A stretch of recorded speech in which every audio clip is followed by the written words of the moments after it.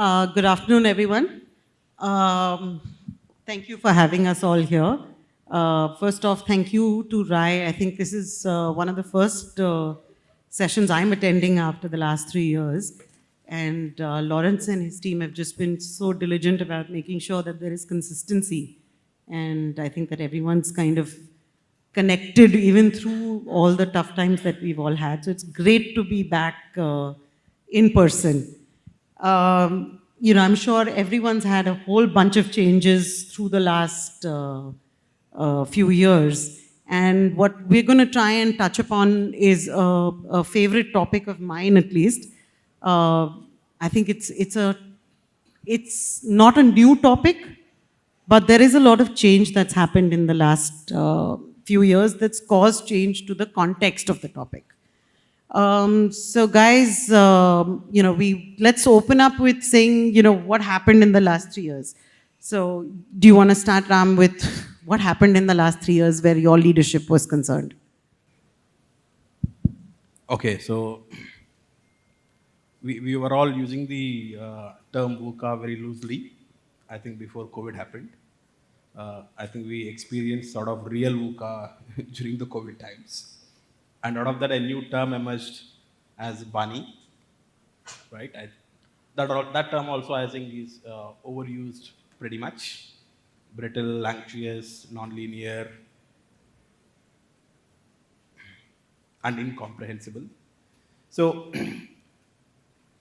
overall, what I feel is we were looking out for a disruption to happen and a sort of disruption to fade out.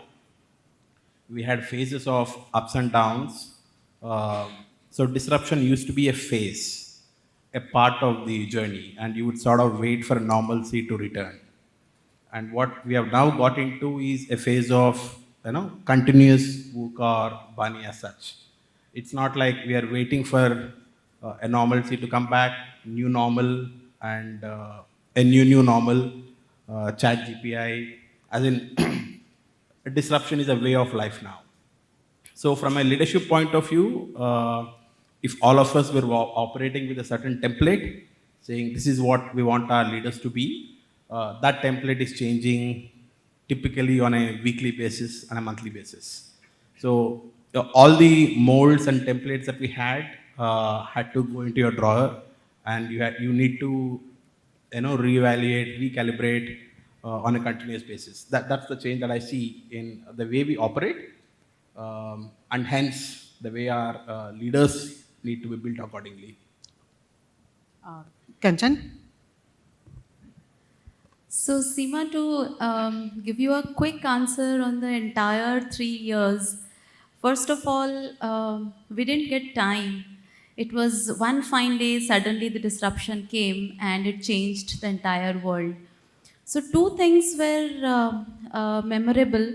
One, the entire base changed from slightly tech to completely tech.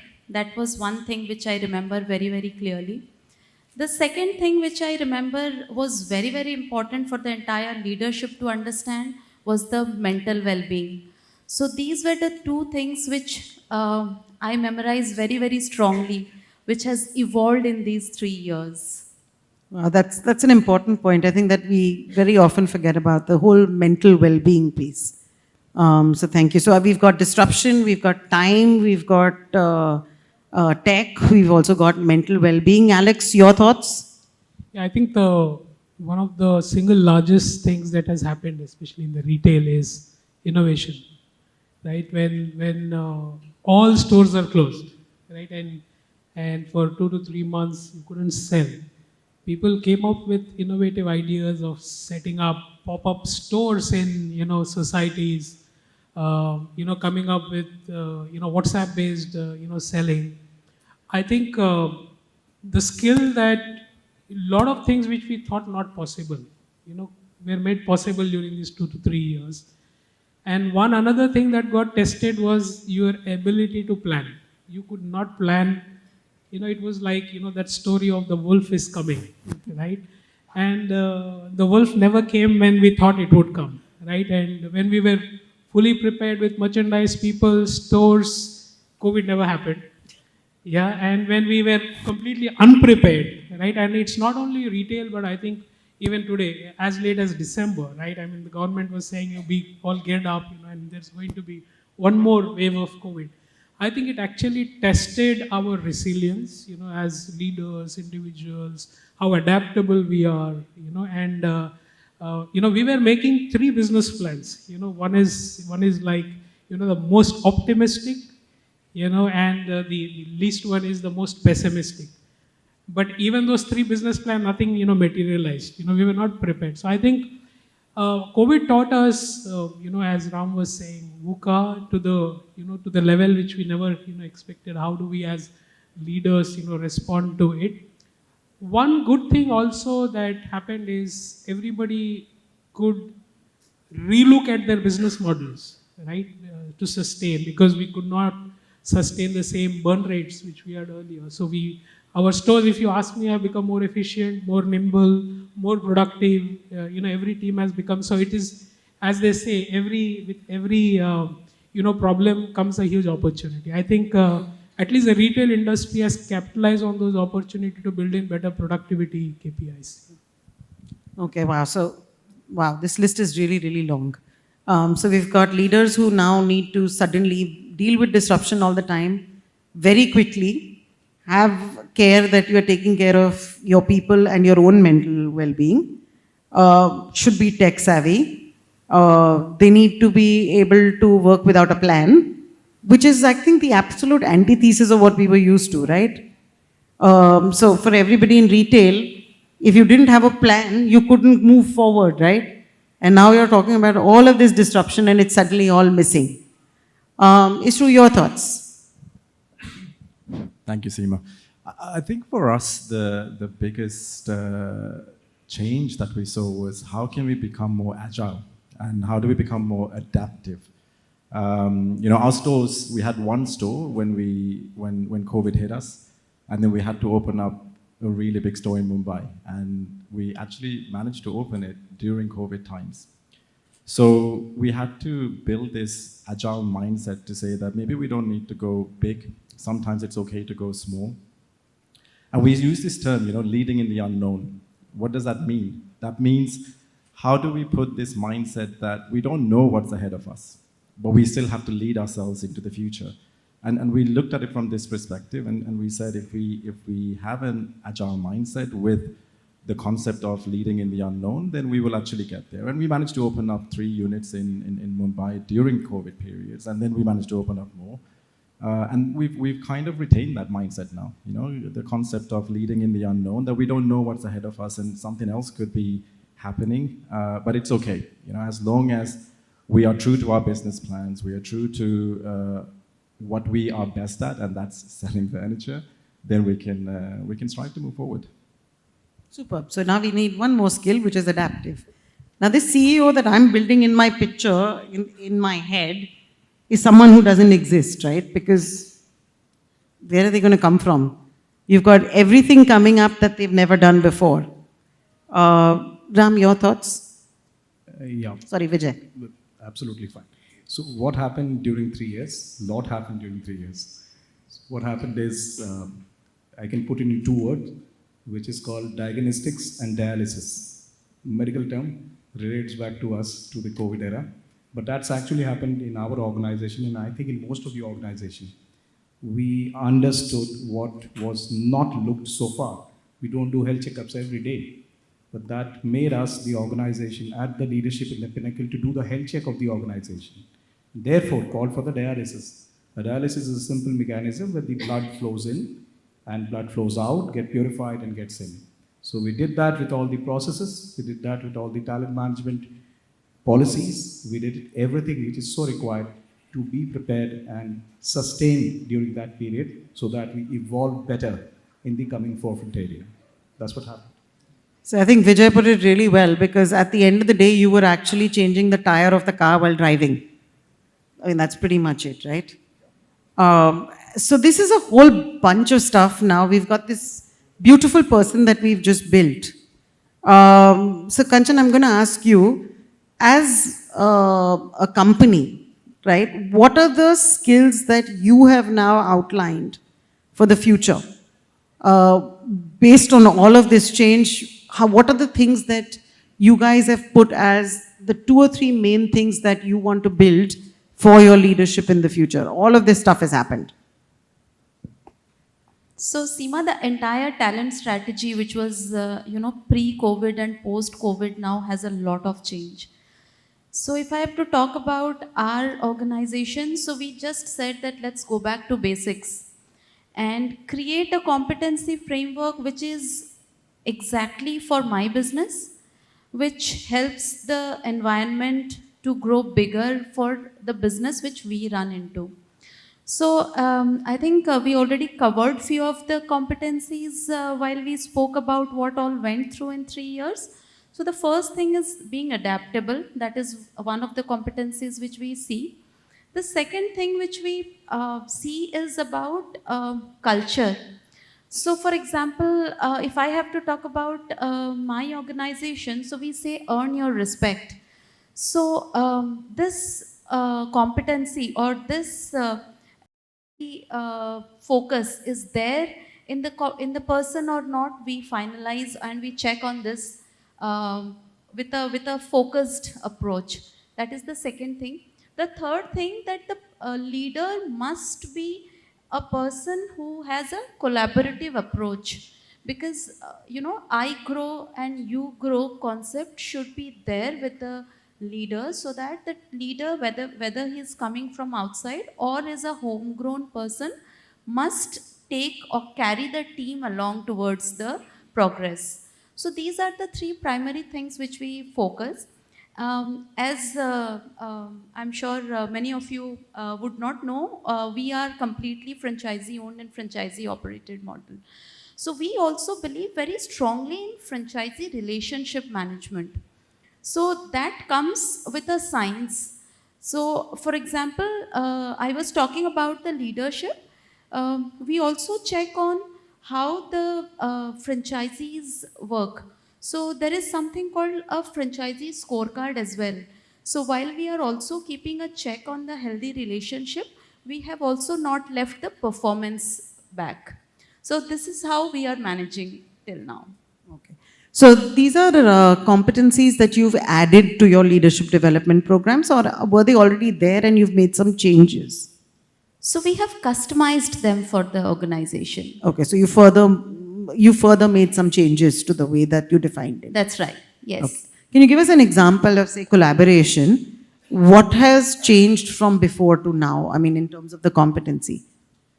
So while hiring a leader, so leadership qualities are different. But now when we hire, we see whether that person is having the collaborative approach or not, or what is the percentage of the collaborative approach there in that individual when we assess that person. So this is the change which has come in. So earlier you didn't really get into assessing that specific competence. So adaptability, yes. Now the approach could be, one way. It might not be a collaborative approach. Sure. So success was the only feature which, or the person may be a go-getter, could be an individual performer or a contributor. But now this collaboration thing has come into picture more. Sure. Because the team has also to walk together towards the business. Okay. Ram, how about you? What is different today from yesterday at Page? Okay, so you had a long list of items coming. It's a very busy CEO. I can just tell you that, because he should be on this constant learning curve right now. So as a typical L&D guy who loves acronyms, I've got an A, B, C, D, E for you. Okay, so starting with anti-fragility. Now this term, some of you may be familiar with, some of you not familiar. We say this term popularized by the author Nassim Nicholas Taleb, who talks about, when you say glass being fragile, and when you talk about non-fragile, you say you don't want it to break. But you move to another level where you call it anti-fragility, which is something that gets stronger with disruption. Like the example talking about how our muscles, when you put more weight on them, more work on them, they get stronger. So correlating it to our retail operations, we are a network of 1,300 stores across the country, and the situations that came up during the last 3 years and the new normal is going to continue. You wanted someone who is not waiting for a comfort period, a lull zone to settle in. You want someone who is not just open to change, that was one level. Now you want a higher level of proficiency, someone who thrives in change. So someone who would say, okay, I don't want a dull day, it has to be something different every day. So someone who likes that challenge when a new guideline comes, and WhatsApp was our main medium. You had different restrictions happening in different states, regions. So, and when I'm looking at leader, I'm looking at my store manager or the area manager as the leader. So you wanted someone who is perceptive to all this, not just open to change, but really thriving in change. Moving to the second one, the B, I'm referring it to as business owner's mindset. So a lot of, so you wanted that person not to operate like an employee, not a typical login in the morning, SOPs done, etc., etc. The focus was not so much on that because you could not control it beyond a point. The focus was on, there were too many variables, there were too many constraints. So you wanted someone who can manage a profitable business within those constraints. Solutions could not be fed from the top, neither from a regional manager nor from a national manager. You wanted someone on the ground to assess the situation, like Alex was talking about putting a pop-up stores in, in in societies or enabling shopping on WhatsApp and many other modes. You wanted someone to think on their own, think like a business owner and do what is required. Templates could not be fed, SOPs could not be made. Things were very too dynamic. So you want someone with that business mindset. Third, C, customer centricity. I don't think that needs a further explanation. You want someone who is always looking at how can I make things happen.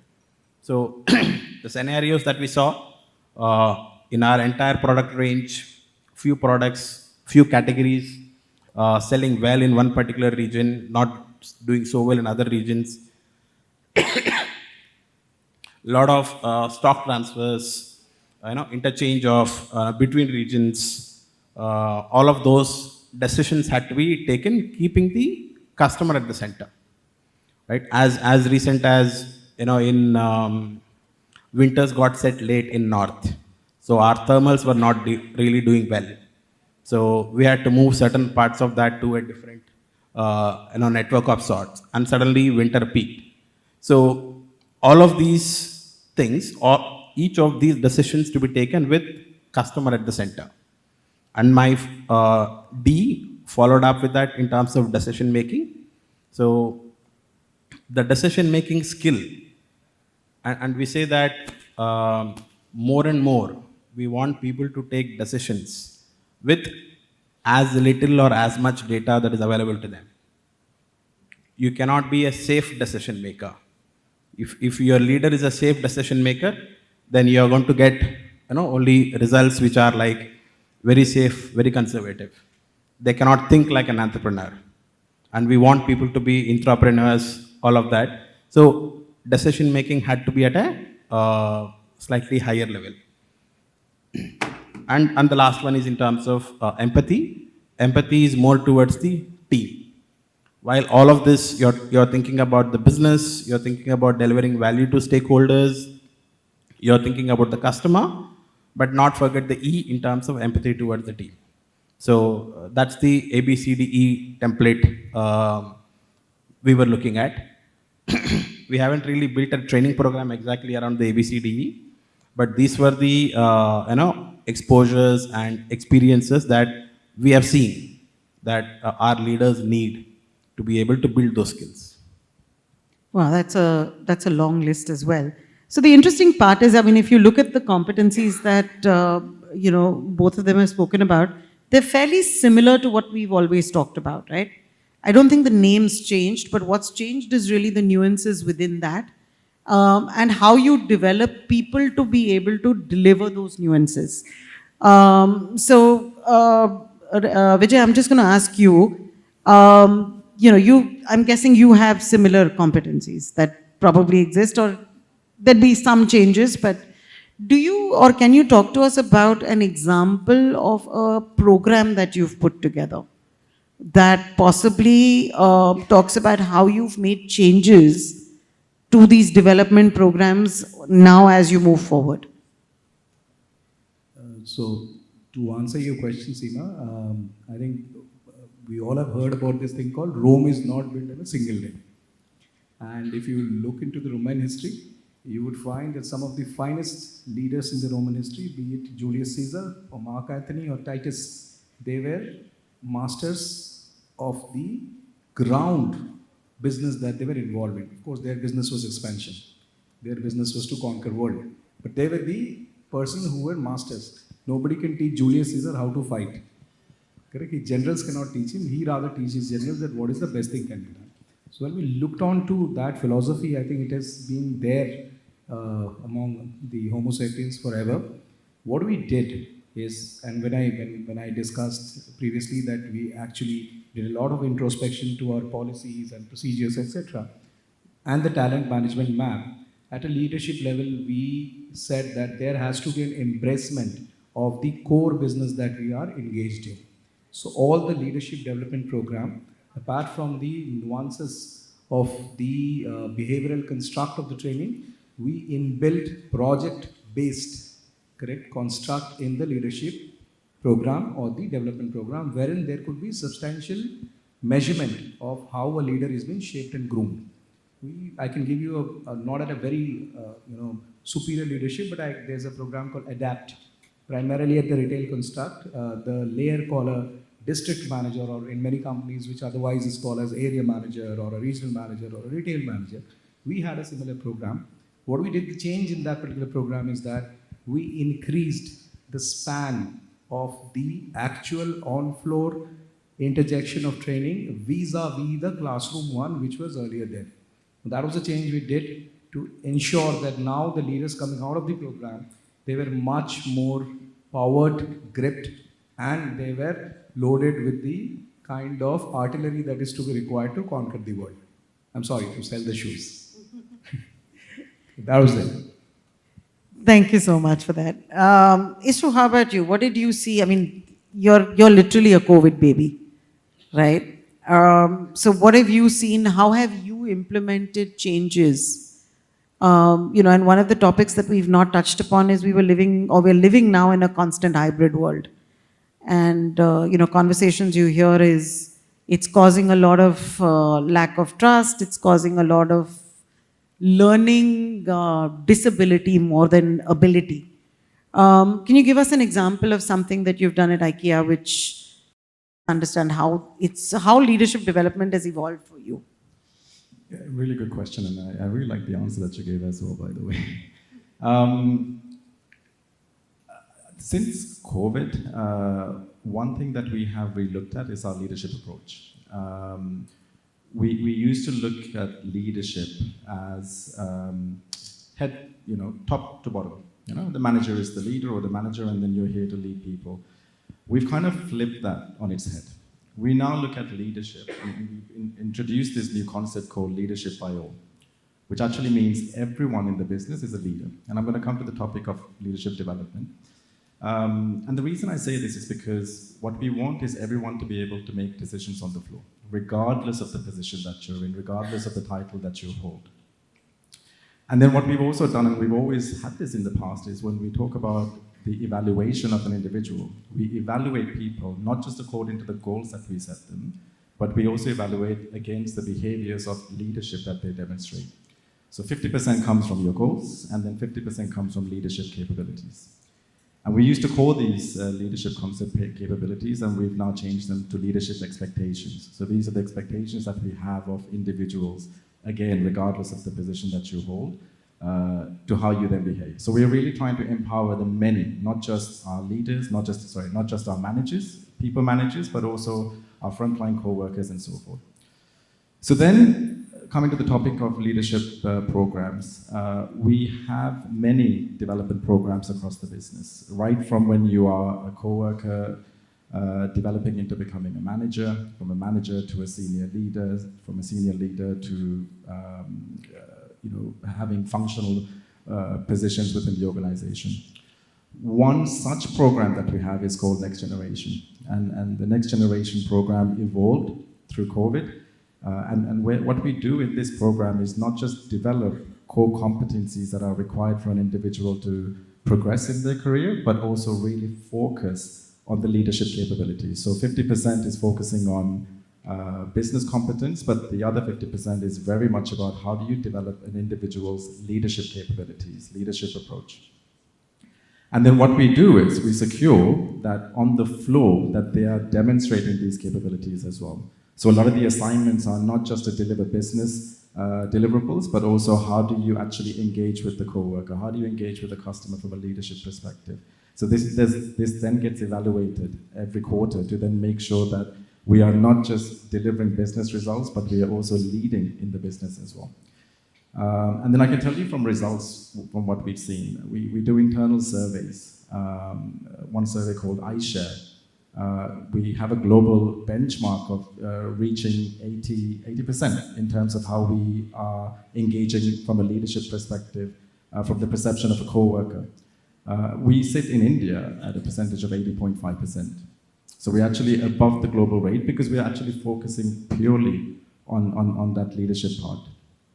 So for us as a business, we know the only way to move forward is to secure that we give each individual, not just our people managers, the right capabilities when it comes to allowing them to be empowered, and then also securing that through the leadership development programs that we are really engaging in a very good discussion. Thank you so much. So Alex, coming back to you, any changes that you've made in your leadership development journey? Especially given that you talked a lot about adaptation and innovation. Is there anything that you've changed at Max which really helps your leaders at all levels to now start to work differently? I can't say we changed, but yes, we have recognized the need to change. So I'll rather define the problem, and I think this problem is relevant to everybody here, right? If you look at over the last 10 years, Max as a business has grown 10x. Leaders who are managing a 10 crore business today are managing some 300, 400 crores. And if you look at from a competition perspective, the entire industry has grown some 3x, 4x in the last 10 years. If you look at your neighborhood, when you had one supermarket, I'm sure you count it, you'll have 8 or 9 today. So which means that over the last 1 decade, we have grown 10x. And in the next 6 years, we are growing at around, even if we say a muted 12%, we will be doubling in next 6 years. Now the problem, and I meet leaders, as part of my role, I've met at least 100 people over the last 2 years. The definition of the problem is that leaders today, who founded retail earlier, all these brands, they've already exited, right? They have gone out of the business. The new leaders are, in the sunset mode.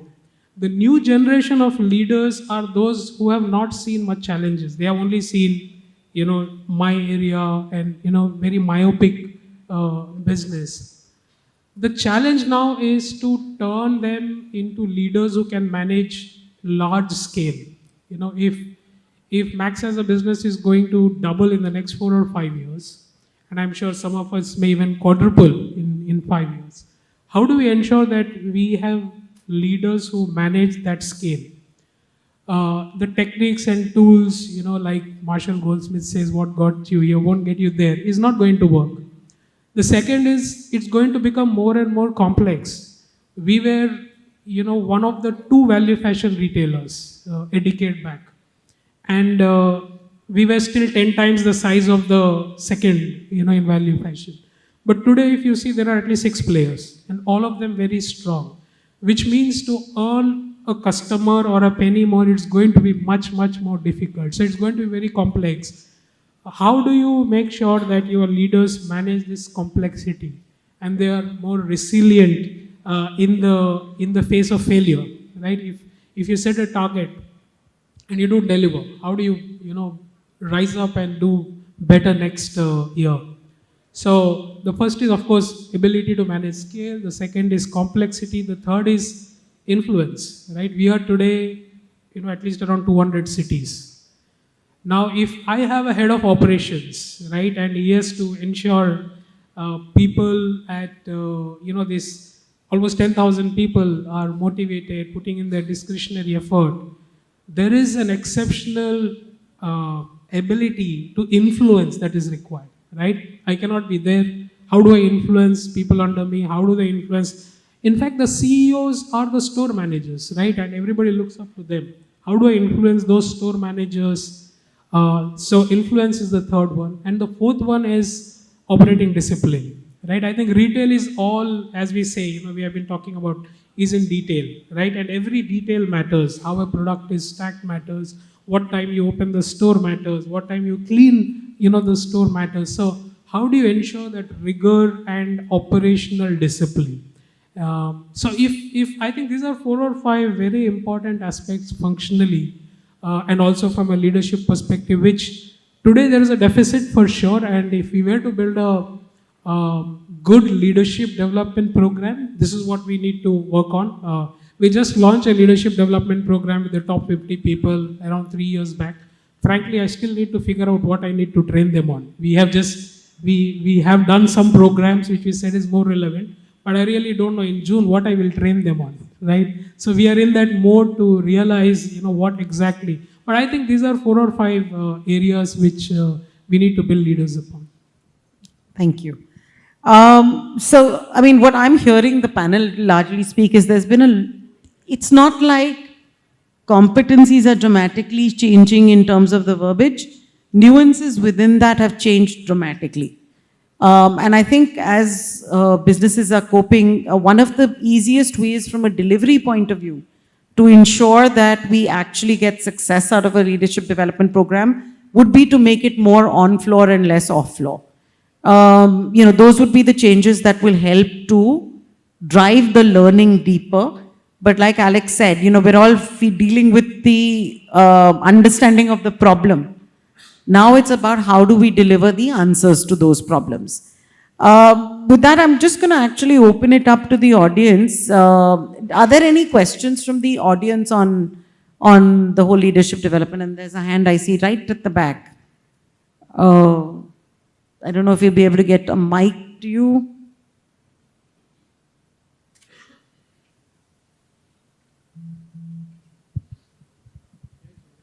Am I audible?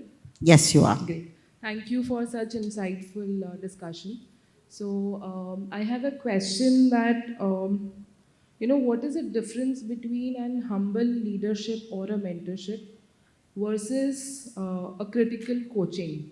So this is one question, and I am parking myself for the other question is, how important is it to convince a leader to have a mentor or a coaching? So how do we, convince them, that they are also in a need of a mentor or a coach? So these are the 2 questions which I had. Sure, thank you. Who'd like to take that question? Alex? First one, if I understood the question right, you said, the difference between a humble leader and a critical coach? Is that what you have? So I think it's not mutually exclusive. You can be critical and yet humble, right? I mean, these are 2 different, aspects. Now, critical is more about, whether it is constructive, criticism, right? It's about, how do you critique someone, right? You critique the person's, the problem, not the person, right? And sometimes some leaders make a habit that, because I'm more powerful and, sitting on a higher chair than you, I have the right to give you feedback, whether you accept it or not. But I think if you are a humble, leader, you would understand that at some point in time I was also there, right? And all of us here, most of us here, are a result of great leaders who have coached us to where we are, right? So if you look at what do great leaders do, right? They are, genuinely interested in you, and if you're genuinely interested in your team member, you would not hide feedback from them, right? So if you have feedback to share, and feedback is not just left for PMS or when the review is, right? Feedback has to be in the moment. You catch someone doing not the very great thing. You just pull them aside and give them that feedback or critique. How, and also give them a solution how you can become better. So to answer that first question, I think you can still be humble and a critical coach. Thanks, Alex. I think Vijay is going to add. Alex, I just add to it. The humbleness and something called a sobriety is also the armor for a leader to be critical. You cannot just be not humble and not sober and be critical. Leaders are very much vulnerable. Trust me. In the present construct of the society, you got to be critical. So those are also the armors for the leader to deliver that kind of a business criticality which is so required. So if I can, add to it, in my experience, I've seen the concept of tough love being misunderstood and misused. So some leaders who tend to use aggressive approaches, and you can safely call them as toxic leaders, but they tend to guard or hide behind the concept of saying tough love, I'm doing this for you types. So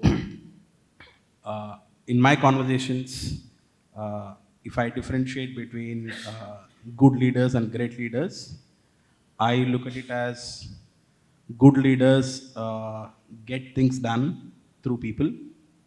Great leaders build people through the projects.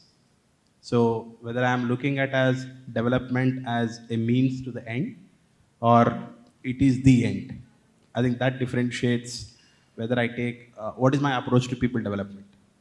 I'm using them so that I can get things done and I can grow, or I'm using these projects as tools to really, develop my team. Does that answer your first question? Okay. So the second question was, how do you get a leader to accept mentorship? I think which is the more critical question, and it's a more doing question. Does anyone want to take a hit at it? And then maybe I can just summarize it. I think you also said, whether the individual requires a mentor or a coach. Am I correct? Yeah. I think it's also really good to define where the individual is in their career progression. We're very clear with what the expectations of a mentor is versus what the expectation of a coach is. A mentor is somebody who can really pass on knowledge, information, share experiences, and so forth. And a coach is someone that can really guide from the present into the future. So I think both are very critical in an individual's career journey, but it's also important to define, where are you today? Do I need somebody to support and guide me from an experience and knowledge perspective, or do I need somebody to really support me to answer, for me to be able to answer some very critical questions? And a coach, of course, we know will do that through very powerful questions and going more deeper into an individual's insight. So I believe both have their place in an individual's growth, but it's important to understand, where am I today? What kind of support do I need? So I think, when you're looking at coaching versus mentorship, right, and they're normally used interchangeably, the way I've always used it is, coaching is something that you give people when they're new in a position or a job, because it's very specific answers to specific problems. A coach is not going to hold your hand. They are going to tell you how it is, right? Whereas a mentor is really something, or somebody who should make you think about more than just the execution of your task. It's your larger legacy and what you want to do moving forward, right? So it's more career progression and how you want to grow as an individual. That would be how I define coach versus mentor. How do you get somebody to accept it? I think the first thing is self-awareness. Use tools that actually help build self-awareness with individuals, right? So using things like a 360 degrees or, assessments that could help people to understand what is really being thought about them, sometimes gives you really hard evidence to be able to tell a leader that, look, you need help. And then giving them a suggestion on whether it should be a coaching exercise or a mentorship exercise would normally help you. So that will be the really hardcore execution answer I would give you. Does that help?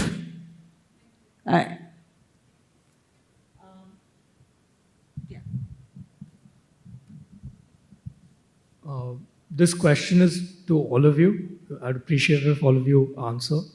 How do you deal with a toxic leader, as you described them, who delivers? Like, how would you deal with them and what would your conclusion be? Okay, so I'm going to start from that side. This is a tough question. Come on, Ram, now you can give this answer. The answer lies in the question itself. You're saying, how do you, can you repeat the question, please? How do you deal with a toxic leader who delivers? Yeah, so the problem is in the word delivers. Because you're defining delivery as probably business revenue or something. So you're saying he is successful, though he is a toxic leader. So how do I define success for a leader? Is not achieving the numbers. So I'll definitely have a behavioral, cultural component. For that particular toxic leader, if you were to do a 360, he'll be far below expectations. So he's not delivering. So the mandate for the leader is not just to deliver on business numbers, but also to carry forward the team and deliver in a way which is in a sustainable manner. So that's where that toxic leader will fail.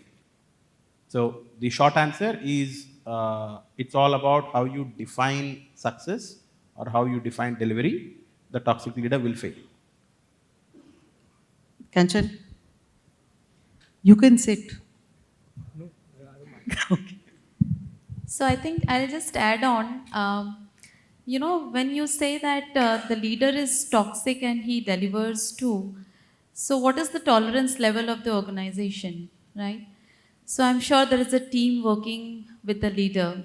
We were just discussing on the competencies which we had, and Ram also added to that that we will have to evaluate that is he really successful?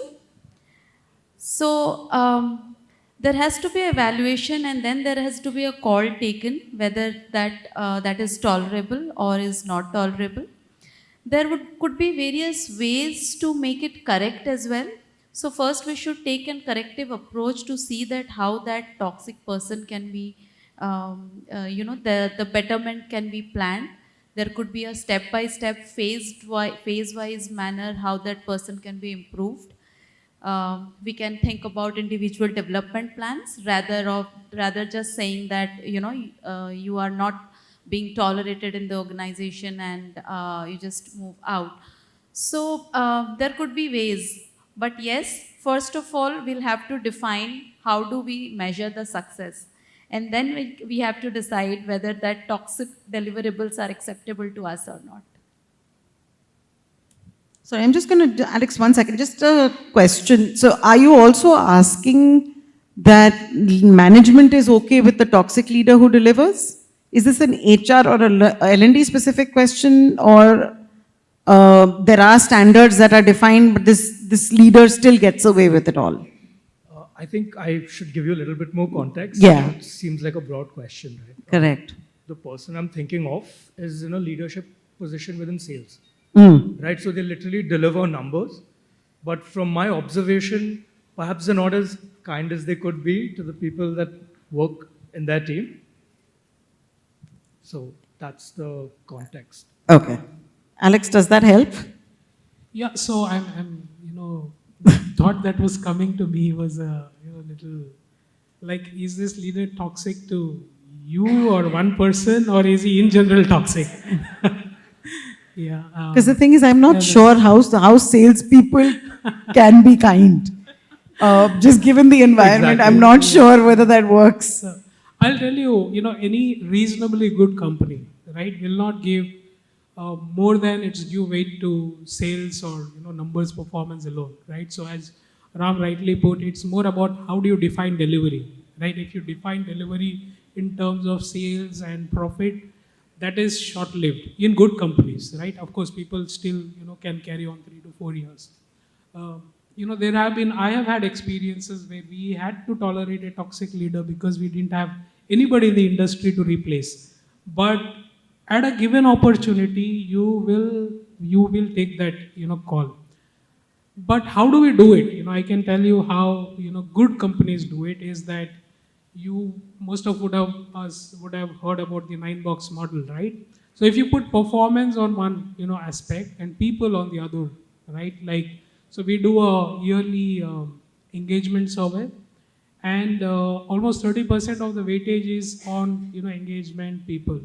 You could be exceptionally delivering sales, but if your engagement numbers are poor, and I can tell you, of course I can't tell in this forum, but we have taken calls where number delivery is great, but the people, it will speak, engagement will be low, attrition will be high, all this is there. And with a low engagement and high attrition, the chances of delivering business also is not so great. You may deliver a year or a two, but you cannot deliver consistently. So I think it's more a matter of time before this kind of leaders get exposed, and I've seen it happen again and again, provided you are not in a toxic company, right? If you're working in a toxic organization, which is okay with it, nothing can be done about it. Yeah.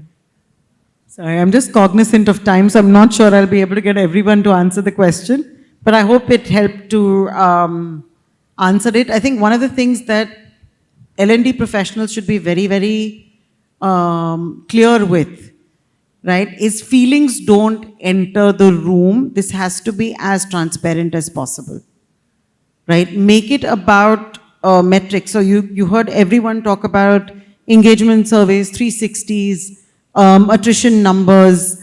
It's a lot to do with what does kind deliver, right? It's not just being kind, because what's kind to you could not be kind to me. So try and be as specific in your metric as you can, so that it actually helps you to put context for the rest of the organization.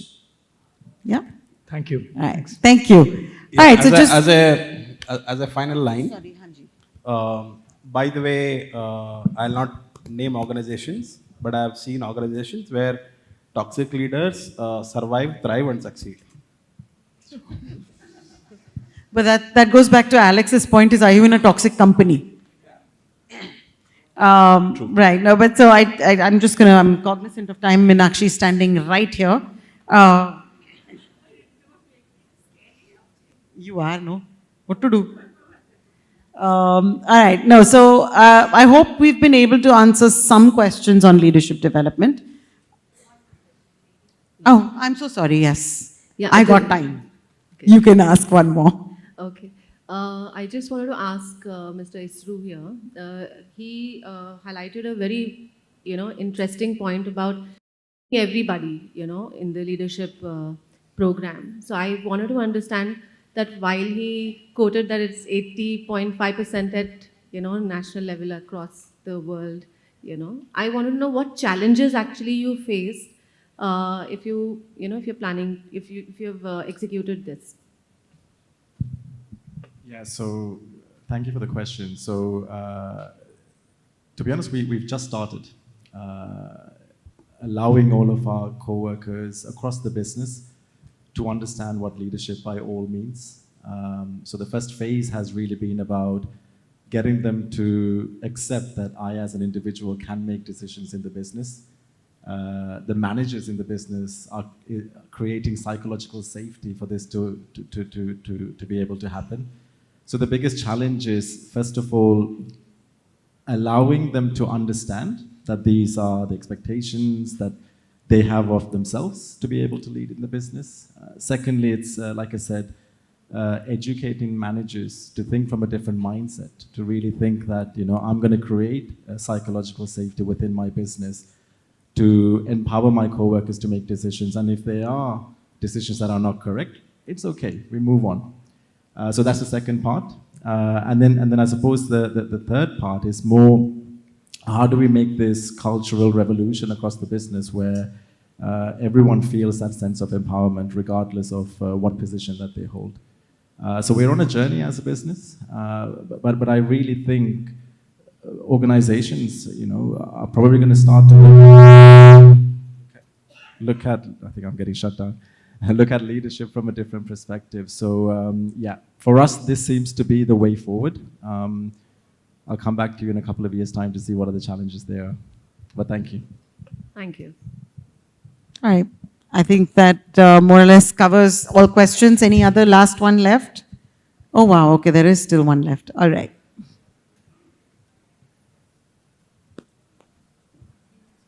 This is the last question. So, as we all are here, most of the people are from L&D fraternity. So, I have a question that what is the one or two tip or advice you people like to give to the L&D fraternity in terms of we have seen the entire, the learning experience has changed from pre-COVID to post-COVID. So, what are the one or two tips or advice you would like to give to the L&D fraternity as per the new business dynamic scenario or new learning, the technology or techniques are coming? Okay, I'm going to take this one with the permission of the group. So I think two things that I will tell the L&D community. Competencies will only come to life if processes are right. Right? We talk about, adaptability, we talk about decision making, we talk about empowerment. Those things will not come to life if your organization doesn't have processes. It will not come to life in a training class. So when you look at putting training programs or learning and development programs or leadership development programs, make sure your organization can support all of those behaviors. L&D is a very, very powerful function. How powerful you make it within your organization is very dependent on you. This is not about training classes, and I think both Vijay and Ishru touched on it. This is really about demonstration on the floor. So make it a larger part of how you're going to evaluate that demonstration, make it measurable, so that ultimately it's not about training class ho gaya, 2 din ki chutti mil gayi, and we are back in class. Absolutely. Yeah, so those would be the two pieces I would say. Anybody in the group wants to add? Yeah, I just wanted to add that, the learning teams have to be integrated in the business, right? So generally learning teams work like satellites, like we do our own training calendar and, hope that some light is, put on the company. But my advice to every learning professional is that don't do any program where you cannot see a direct impact on business, and that is the reason we see a lot of learning teams struggling to get participations, right? You plan a calendar, you hardly end up 5 or 6 people because that business connect is missing. Correct. So it's important for learning professionals to first understand what is the problem we are trying to solve. What is the business problem which is the overarching problem of the year, and how can I plug in learning to solve at least part of this problem, right? And that's when you will get a seat on the table with the business guys and they will be reaching out to you. If you are able to at least resolve 20-25% of the problem, I think that's a big win. So one advice that I have for learning professionals is be part of the problem solving strategy, and use learning as a business tool, not as a some good thing to have. Just to add on, I have been part of the L&D fraternity for a long time during my entire career journey. Keep a ROI slide for sure during your presentations. So business leaders love to see that slide, that what is your return of the investment which they did on the learning programs. And make sure the business is part of your drive when you have initiated a learning program. So that will help you drive it till the last mile, and people will understand the value which you have created in the organization. So these 2 tips from my side. Thank you. All right. So thank you so much. Last tip from my Sorry, side. Anji. Carrying on from ROI, avoid the urge of you deciding the measure of success. L&D team should not be deciding what is the measure of success. It is the business who should decide what is the measure of success, and then you design it accordingly. A lot of times, L&D teams declare saying our program is a success on their own metrics, which business will say this has no connection with that. Thank you very much. All right, so now you guys actually got the real experience of most L&D professionals through the years.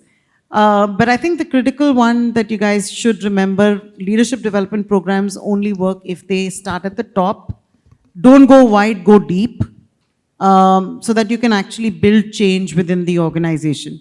It is a new world, it is a dynamic world. It requires a lot of thinking on how that can get entrenched back into the business. Because if we go back to doing what we always did, and I think who used Marshall Goldsmith earlier? You did, right? If we go back to using doing what we always did, we'll only get what we always got. Yeah? Thank you so much. Thank you to the panel. We've had a lot of fun. I hope this has been of value to you guys.